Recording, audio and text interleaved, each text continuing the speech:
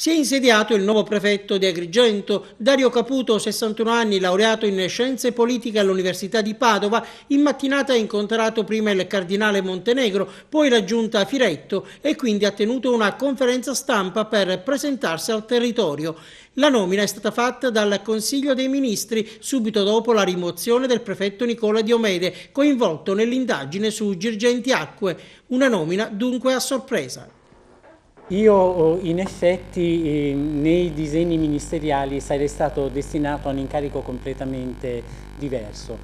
Tuttavia gli sviluppi che sapete bene di una indagine hanno portato il Ministero a prendere questa decisione e quindi quello che io posso dire è che al di là della sorpresa il mio sentimento nell'apprendere che sarei stato destinato in Sicilia, in particolare ad Agrigento, è stato di vera gioia. Io sono molto contento di essere qui, anche se sono napoletano.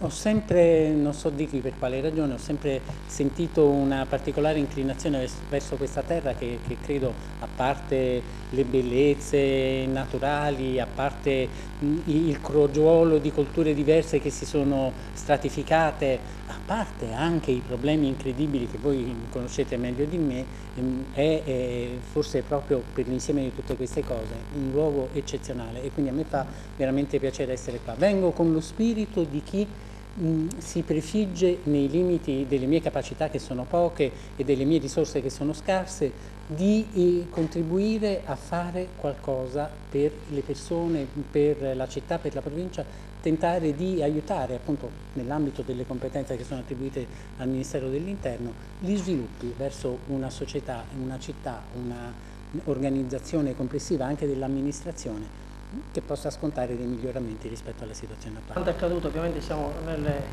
fase delle indagini, però nell'immaginario collettivo della prefettura l'immagine in qualche modo viene intaccata. Ecco, cosa pensa di fare per poter riconquistare la fiducia della gente? Guardi, io non mi sottraggo, la ringrazio per questa domanda. Dico solo molto francamente che il nostro sistema giudiziario è un sistema imperniato sulla presunzione di innocenza.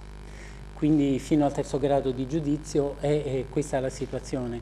Se volete la mia opinione personale, io sono sicuro che il collega uscirà assolutamente pulito da questa vicenda e da questo punto di vista gli faccio i miei migliori auguri.